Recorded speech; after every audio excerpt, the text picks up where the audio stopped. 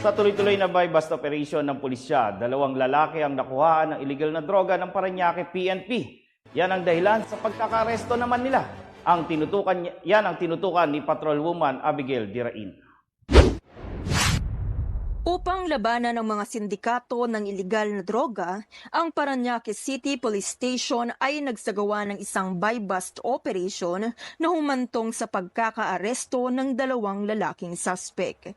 Kinilala ang mga suspect na sina alias Dave, 32 taong gulang, at si Cornista, 43 taong gulang, na isang high-value individual na pawang mga naninirahan sa Parañaque City. Naganap di umano ang operasyon ng mga operatiba ng Parañaque Police dakong alas 4 pasado ng madaling araw sa Barangay Santo Niño ng nasabing lungsod. Nakumpiska ng mga otoridad sa mga suspect ang 9 na pakete ng shabu na nagkakahalaga ng 68,000 pesos kasama ang buy-bust money, isang asul na pitaka at ang isang cellular phone. Binasahan naman ang mga nadakip ng kanilang mga karapatang konstitusyon dahil sa kinakaharap na kasong paglabag sa RA 9165 o Comprehensive Dangerous Drugs Act of 2002. Mula dito sa Parañaque City, ako po ang inyong PNN Correspondent, Patrolwoman Abigail Dirain, alagad ng batas, tagataguyod ng Balitang Pulis.